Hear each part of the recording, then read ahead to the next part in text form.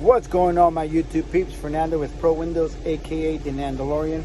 And on this video today, I want to talk to you guys a little bit on the quick connection ports for your DI outlets and your water quick connect port, the water feeding into your system, and the mounting suggestions for your wastewater valve in case you are mounting your system inside of a van. I want to show you guys a little bit of the creativity that I made for my van. Things that are more efficient, things that allow me to keep my vehicles closed when I'm working somewhere behind the house, or if my vehicle is parked in a heavy pedestrian traffic area. I definitely do not want to leave my doors open just in case somebody, has sticky hands and decides to take something out of my van without me knowing. So stay tuned to this video and keep watching. What's going on, my YouTube peeps? So here's a setup on the shutoff valve for the Nandolorian system. Comes with the mounting bracket, and you can mount it wherever you desire, where will be the perfect fit. Unfortunately, I ended up cutting my hose too short, and when I open up my valve, it will bump against that. But keep in mind that when you guys start up your systems every single morning, water is already hooked up to the end of the spigot over there. I'll show you guys the quick connect ports that I created on my van. But before you start the system, open up the water spigot. Make sure your valve is fully closed, your wastewater valve. If you guys notice here, instead of me pulling out this hose and letting it hang off the side of my truck every morning, if for any reason I have to close my doors, I can do so. I ended up mounting up the half-inch barb through my floorboard on the rear cargo side.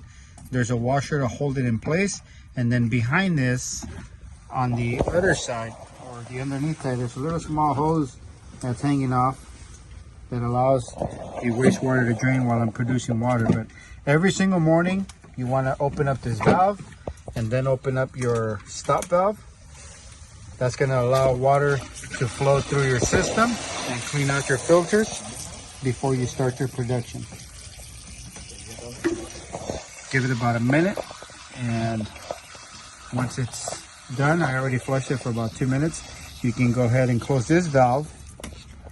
And what's going to happen, the water is now going to start pushing through the system into your tank, and there's still going to be a little bit of water draining out of the system. That's just your excess wastewater that's coming out of the RO. The reason behind that, because there's a small pinhole on this that allows that excess wastewater to still continue to drain out. Let's talk about your hose reels. You're going to be bypassing your hose reels. You're not going to be running your DI water through that. Your hose reel is pretty much a storage for whatever hoses you use.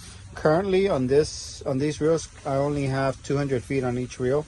I will be adding another 100 feet to it, but I want to show you guys your lead hose is always going to have whatever connection you use. On the end, you're going to have a 3/4 inch male fitting, garden hose fitting, and then you're going to put your adapter wherever you hook up your 5/16 water fed pull hose.